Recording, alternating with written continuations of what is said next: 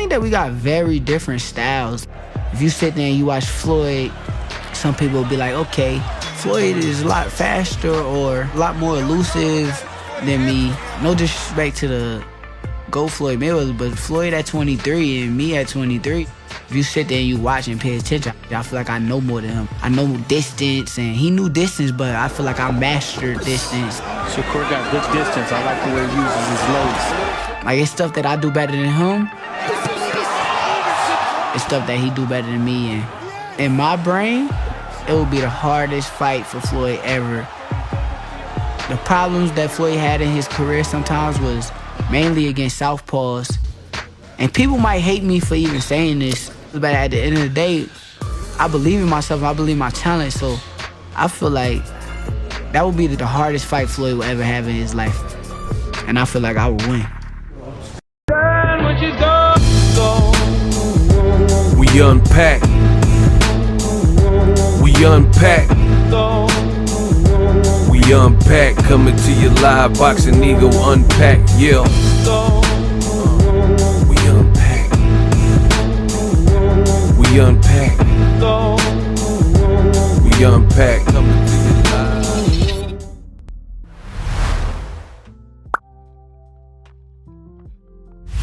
I didn't want to have to do this, but y'all made me. What up, Fight World? It's your boy Ego, and I'm back with some more boxing. We unpack, coming to you live. Now, I had to make this video.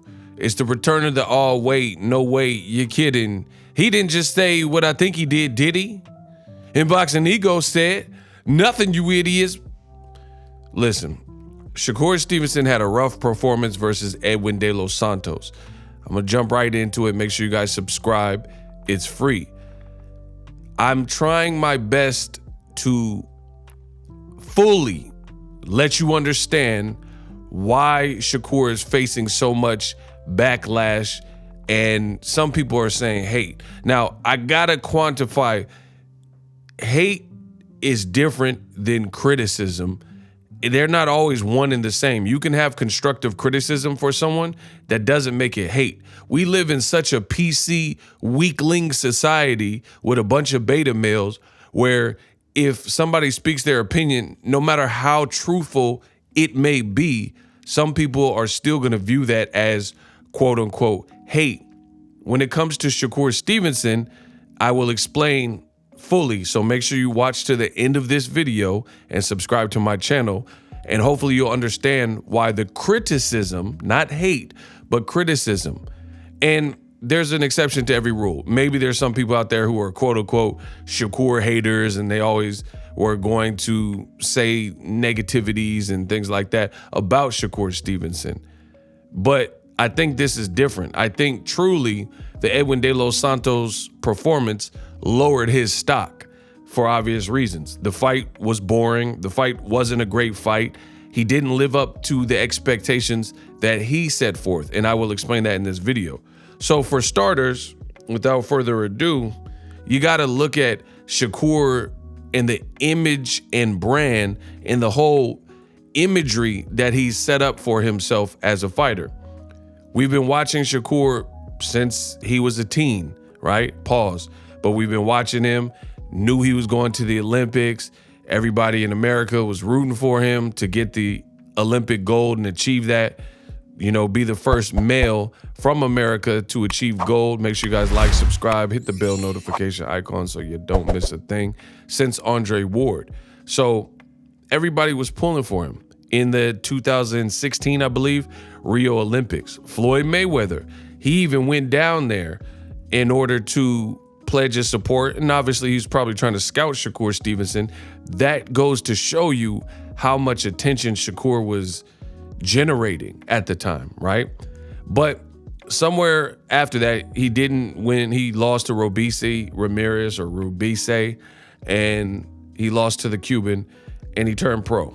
Shakur, when he turned pro, he got some criticism for people said, oh, he lacked punching power and variety in his offense and stuff like that. But it seemed like Shakur was maybe somewhere in like improving. And like, even on my channel, I said when Shakur first turned pro, I was like, it's a little bit too premature for you to condemn him if you will, because he's still young. You got to let someone come into their own, right? Fast forward to the future, he had that Nakathila performance.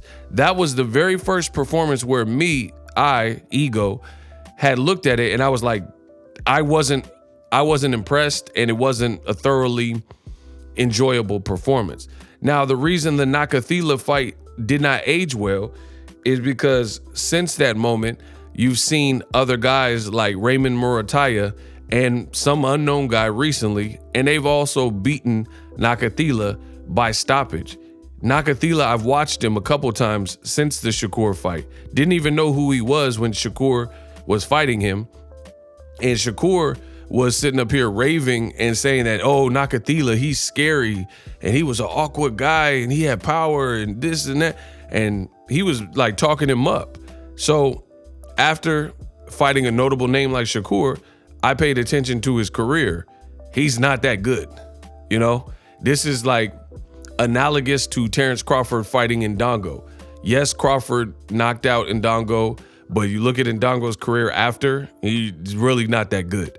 He just was the man with the belts at that particular time, given who was ranked at 140. Crawford doesn't change that. He's a brilliant fighter, but the Ndongo win didn't age well because Ndongo ended up getting knocked out by Regis Prograis, I believe, in his very next fight.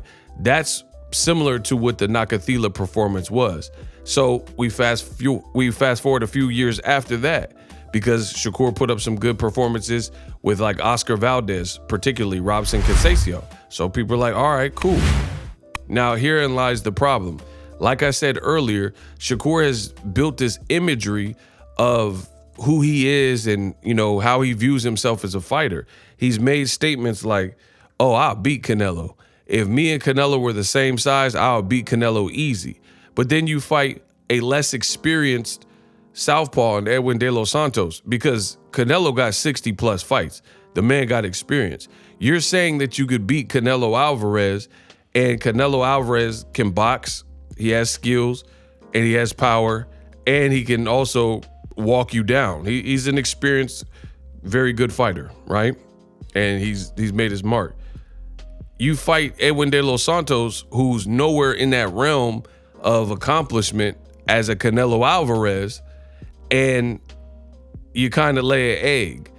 You seem very, and I do mean very, hesitant to engage. So I think that's why fans feel almost duped, because people went along with it or disagreed or whatever happened at these times when Shakur is saying it. But then you put up a performance like this, it makes you have to rethink and recalibrate and adjust to what you saw. And from what I seen, the Edwin De Los Santos performance was lacking a lot of variety of the offensive sorts.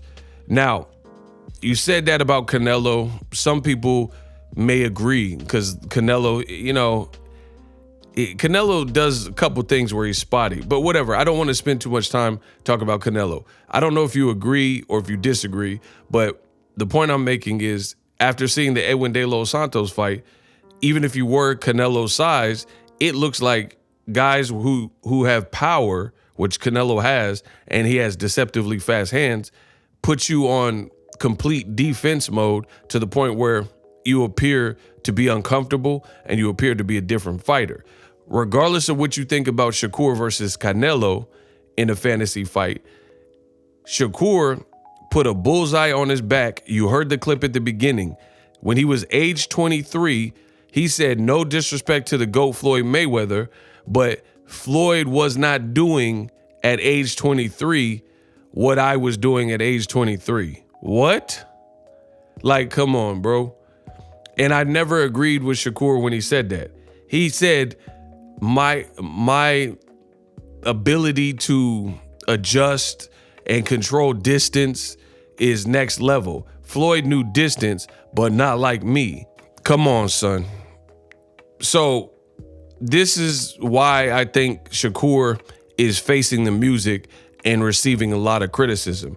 You can't make these types of claims that not only did he say at age 23, I know more than Floyd, which sounds ridiculous, and I'll explain that in a second.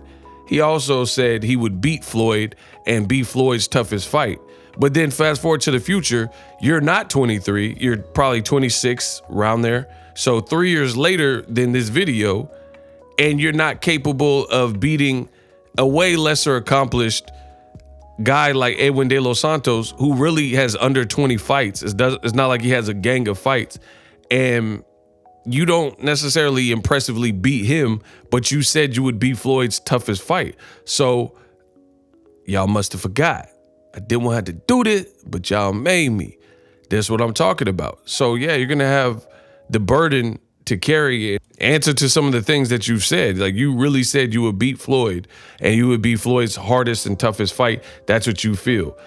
In addition to saying other things like nobody's on your level and nobody works harder than you, you'll beat Canelo, and just the other things that Shakur has said, which leads me to Ryan Garcia did a recent interview and he says Shakur's been arrogant since the amateurs and he's just like full of himself or whatnot. Now, I don't know him personally like that, so I'm not going to put that on him. I'm just going off of what Ryan Garcia said. That's a thing. You can go watch the interview with that. But I just feel it was kind of disrespectful to compare yourself and say that you're basically on a different level than a 23-year-old Floyd, and or you would beat him. This is Floyd in his prime. If we're really being real, this is like prime Floyd before the brittle hands and stuff like that. That Floyd is pretty boy Floyd, and you said you're on a different level and you control distance better, you be his toughest fight. Man, stop.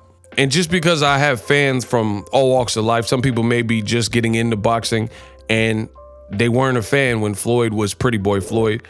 That's why I gotta do the reminding. Y'all must have forgot, I gotta remind you. So to remind you of who Floyd is, I pulled up some stats. Floyd Mayweather left the 96 Olympic Games with the bronze medal. Shakur is a silver medalist, right? But we also know that Floyd was robbed in the Olympics in his match. So I'm not really gonna count that like, oh, Shakur's way more supreme because he got a silver medal, because we know that Roy Jones was robbed in Seoul, Korea, and Floyd was robbed in the Olympics. And people like Joshua got a gold medal, but he should have lost his gold medal match if you know boxing. So Floyd, he left the 96 game, got a bronze medal at age 19. By the age, and at the age of 23, Floyd Mayweather had a record of 25-0. So he finished with 25 more fights, a ton of more world champions, and a record of 50-0. But at that time, and when he was 23, his record was 25-0, and peep this, 19 knockouts. Some notable opponents that he had fought by that time: his first title fight, Gennaro Hernandez. He also fought the highly ranked at the time Angel Manfredi, Emmanuel Burton / Emmanuel Augustus, right? And Chico Corrales, who has given boxing one of the best fights ever with Castillo, and was undefeated and a knockout notorious puncher, standing almost 6 feet tall in them little divisions. So this is Floyd's record: 25-0, 19 KOs. He was a knockout artist, right? At age 23. He also won the WBC super featherweight title and defended it 6 times. So age 23, 24, he had about 7 or more title defenses, soon thereafter. And you're saying that you're better than Floyd Mayweather, 23 versus 23. And you still haven't caught up to him now as we speak. Again, Floyd was 25-0 with 19 knockouts and a better resume at age 23. 25-0, so he has almost double your knockouts. Shakur has 10 knockouts, Floyd had 19, so he had almost 20. That's double, right? He has also more fights. Shakur has 21 fights. At age 23, Floyd had 25 fights. We're talking about different careers. Now, the resume, the depth of the resume is completely different. And this is Shakur at age 26, he's 21 fights. Floyd at age 23 had 25 fights. So at age 23, he's already done more than you've done in more years. So it's not, the math is not mathing, if you will. You said at age 23 versus 23, you would whoop Floyd. and it would be his hardest fight, and you still haven't even achieved what he's achieved 3 years later. And then fast forward to the De Los Santos performance, many people thought, I seen people saying De Los Santos won, it was a draw. Listen, I've studied Floyd. Floyd is not losing to no Edwin De Los Santos. He's beaten bigger guys who are just as dynamic, if not more dynamic. Zab Judah is a Hall of Fame southpaw. Edwin De Los Santos at this point is not a Hall of Fame southpaw. He's a very good current fighter, but I mean, Zab Judah is a Hall of Fame southpaw. Floyd beat him and would later beat Manny Pacquiao. These are the two of the most dynamic southpaws the world has ever seen. So if you're struggling and gun shy and your offense falls off of a cliff and nosedives versus a guy like Edwin De Los Santos, we really don't know everything that we know, because Floyd, the guys were bigger than him, southpaw, orthodox, taller, fatter, skinnier, buffer, like none of that mattered. Floyd always fought Floyd type of fights, and he always found a way to win. Shakur Stevenson's way to win was to gallop around and really burn up unnecessary energy, and it made it for a lackluster fight. Even Bob Arum, his own promoter, says that the fight was a stinker. So I hope I explain some of the reasons why Shakur Stevenson is facing so much backlash. If you have that type of subpar lackluster performance, plus you're on Twitter heavy, you're saying you're the GOAT, and then now it's a bunch of like almost excuses. Oh, I wasn't feeling well, I didn't feel good. Guess what? Floyd has more fights than you, 50 fights. I guarantee you somewhere in the 50 fights, his hand was hurting or throbbing. He wasn't feeling well. He was going through a breakup with Miss Jackson, getting sued by her, going, find out she's dating Nelly, all kinds of stuff like that. Knew he was going to prison before the Cotto fight, and he always found a way to win. So I thought the Floyd comment was distasteful, and to me, it's not true. So I think between calling out legends like Canelo and Floyd and saying you would beat him, and then you don't look impressive versus a De Los Santos, yeah, I can understand why people are giving you some stick right now. Drop your thoughts in the comment section. We unpacked. Introducing Super Thanks. Right here on the official Boxingego YouTube. Super Thanks allows you, the viewers, to show a little bit of extra gratitude, which enables me as a full-time content creator to push out the content you need in the world of boxing. Underneath all the videos, you will see a heart with the $sign in it. You can enter any amount that you find suitable as a super thanks. A brand new interactive and colorful way to get your comments highlighted and noticed by not only myself, but other people on the YouTube platform. Super thanks, a unique and cool way to show and applaud us full-time content creators. Hopefully you guys enjoy the content. Super thanks. The future is now. The Hibernation 5s by Kenichi Bear. Hybrid gaming and lifestyle headphones. Out of the box, you can connect to any console or PC.